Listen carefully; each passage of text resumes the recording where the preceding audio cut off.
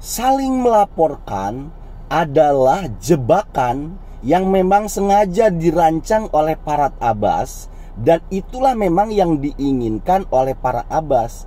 Tujuannya yaitu ini semua, ini adalah tujuan daripada jebakan-jebakan yang dibuat oleh Farhad Abbas, yaitu apa? Saling lapor, ya kan? Tujuannya apa? Biar kasus ini lama, long term gitu loh, menjadi pembicaraan masyarakat itu lama gitu loh. Jadi Farhad Abbas CS bisa menikmati kepopuleran itu lebih lama lagi. Ini memang sengaja, ini yang diinginkan Farhad ini, saling lapor. Jadi ibaratnya Farhad ini sekarang sedang memberikan mancing nih, mancing kail A, kail B, kail C. Nah, beberapa kailnya udah disantok, udah disantap nih, begitu loh kan? Dengan apa? Dengan saling melaporkan ini, ya kan? Nah, pancing utama yang sedang ditunggu-tunggu oleh Farhad biar disantap ini oleh pihaknya Novi apa coba? Novi melaporkan Agus. Ini adalah kail pancing yang ditunggu-tunggu oleh Farhad. Itu apa coba? Ya itu tadi, Novi melaporkan Agus. Karena ini akan sangat membuat Farhad bahagia banget, akan membuat Farhad itu merasa menang banget. Kenapa? Karena nanti di sana akan dimainkan playing victim.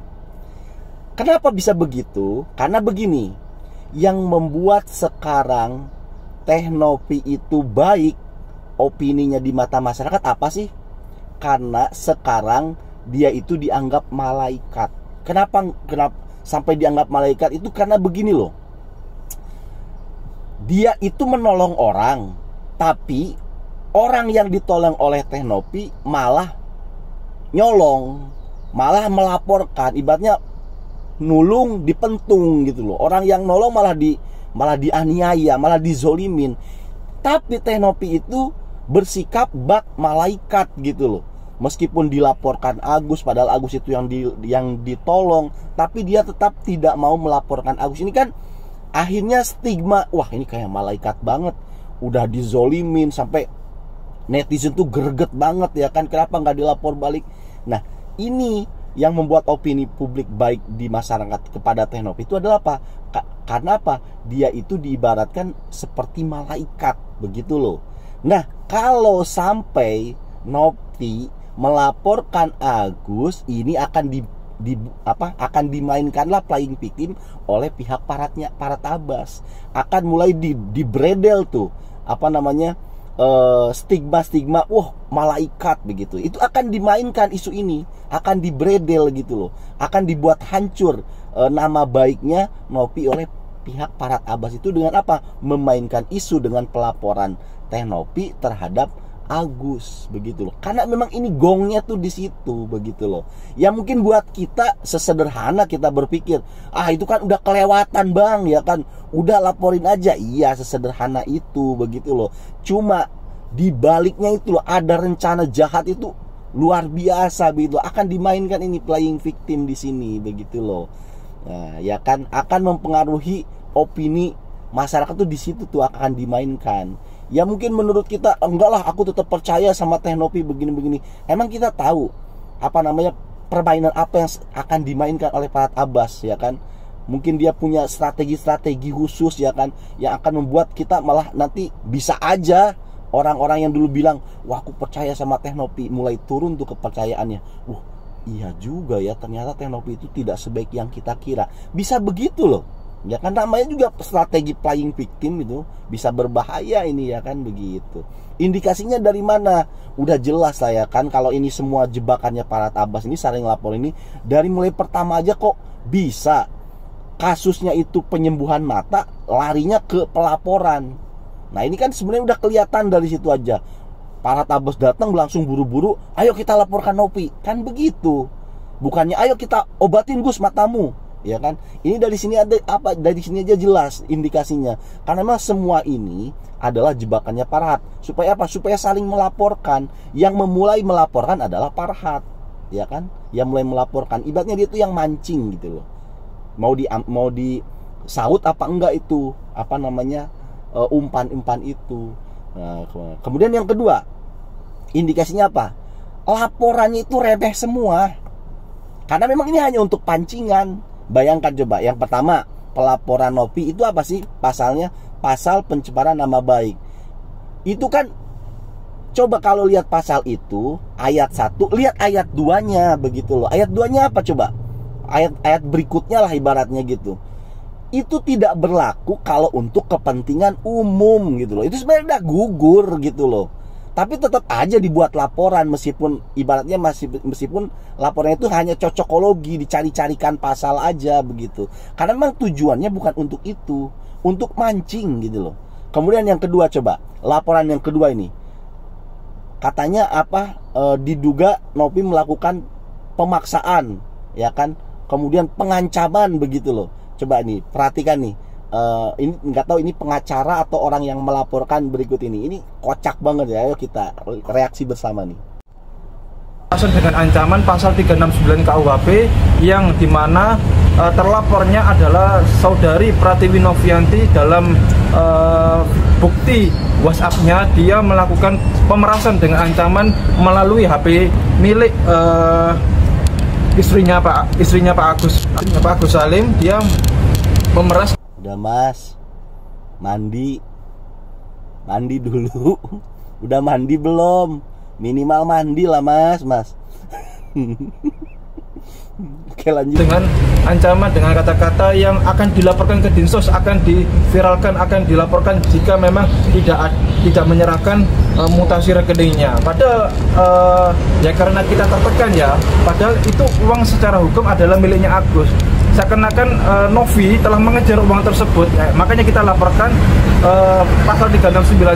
Saya sebagai pelapornya sendiri, Rizaldi Andrawan, telah melaporkan pasal 369 untuk agenda berikutnya. Kita akan menghadirkan Agus sebagai korban sendiri yang mengalami pemerasan dengan ancaman, karena uang tersebut sudah beralih kepada. Ngomong apa sih orang ini? Pasal pemerasan katanya ya kan. Gosok gigi dulu mas. Kalau mau masuk TV, gosok gigi dulu. Mandi, gosok gigi. Lanjut. Pratiwi Novianti. Jadi ada 2 laporan polisi di sini ya. Tidak hanya satu. Kita akan kejar Novi untuk mempertanggungjawabkan perbuatannya itu. Kalau hari ini kan pemeriksaan untuk laporan polisi penghinaan pencemaran nama baik yang menuduh Agus telah melakukan penyalahgunaan dana donasi. Nah, hari tanggal 6 kemarin saya sudah diperiksa sebagai pelapor sendiri, memberikan keterangannya di hadapan penyidik di Polda Metro Jaya unit Renakta terkait laporan polisi dugaan tindak pidana pemerasan dengan ancaman. Kami sudah menyiapkan bukti-buktinya ya, bukti-bukti WhatsApp yang dimana Novi telah melakukan pemerasan dengan ancaman, akan diviralkan, akan dilaporkan ke dinas sosial, akan diusut, akan dilaporkan ke polisi. Siapa sih ini? Pelapor apa pengacara? Kelihatan banget kan, maksain banget gitu loh, pakai pasal-pasalnya tuh maksain gitu loh. Aduh, ampun. Lanjut. Padahal itu adalah uang haknya Agus ya, di sini harus dipahami. Uangnya adalah hak Agus. Artinya apa? Jika dana donasi, jika donatur telah melakukan transfer menyumbang kepada Agus, artinya secara kepemilikan uang tersebut adalah miliknya Agus ya. Walaupun di situ ada peran yayasan yang berkontribusi untuk menyalahgunakan dananya. Di sini harus diperhatikan yang sakit adalah Agus, bukan si Novi ya. Jadi uang itu memang untuk Agus, tapi Novi ini telah melakukan pengancaman, makanya kita laporkan dia ya, itu untuk update. Haknya Agus. Itu duit haknya Agus katanya, bukan haknya Novi. Anjing, rasanya gimana gitu? Kok ada orang Indonesia begitu ya? Gak masuk akal. Pengancaman, itu duitnya haknya Agus katanya. Agus ngapain kok jadi haknya Agus sih? Kerja dia, dapat duit itu tapi kerja apa gimana? Nah kan, jelas ya. Dan indikasi ini, laporan ini semuanya itu hanya cocokologi gitu loh, hanya dicari-carikan pasal, karena memang tujuannya hanya untuk mancing gitu loh. Mau diambil apa enggak ini umpan-umpan pancingan ini begitu loh ya kan. Jadi menurut saya Teh Nopi nggak usah diladenin, nggak usah ngelapor balik Agus, ya kan? Laporan-laporan buat Teh Nopi itu akan mental semua begitu loh, karena nggak jelas legal standingnya tuh nggak jelas. Cukup aja cukup aja Teh Nopi gandeng pengacara untuk untuk menjawab lah, hak jawab dari tuduhan-tuduhan mereka. Sesederhana itu. Pasti akan mental semua itu. Karena apa? Itu hanya cocokologi aja gitu loh. Hanya dipaksakan, dicarikan pasal-pasal aja begitu loh. Nggak ada yang bener itu caranya. Tapi dengan Teh Nopi melaporkan Agus, itu yang diharapkan mereka tuh di situ begitu loh. Ya semenyebalkan apapun Agus, ya kan? Ya jangan terpancing, intinya jangan terpancing. Kalau Teh Nopi mau melaporkan pengacaranya, oke lah. Misalkan RD Law yang udah kelewatan berlebihan, silakan laporkan dalam seminggu. Tapi kalau laporkan Agus, menurut saya sih ya, tahan dulu lah, jangan dulu. Karena di situ justru tujuan mereka itu Teh Nopi melaporkan Agus, karena akan dibuatlah playing victim, ya kan? Ini bahaya ini pokoknya di situ tuh. Itu saran saya sih, tapi kan banyak juga tuh yang komen di video sebelumnya, lah bang lu jangan sok bijak lu nasihatin Teh Nopi, ya kan begitu. Ya mau bagaimana ya kan, hanya memberikan saran, saya bukan sok pinter gitu loh, hanya memberikan saran gitu loh. Karena nanti di sana tuh akan merugikan Teh Nopi gitu loh. Kalau memang saran saya dianggap saran dari orang bodoh, ya saya bisa apa, ya udahlah, nggak apa-apa begitu loh. Saya bodoh, jauh lah kan sama Nopi, ya kan. Dia mah udah kuliahnya aja berapa, S berapa, ya kan. Saya mah nggak sekolah kan begitu. Tapi kan hanya memberikan saran. Ini bentuk kepedulian saya kepada Teh Nopi begitu loh. Terima kasih ya.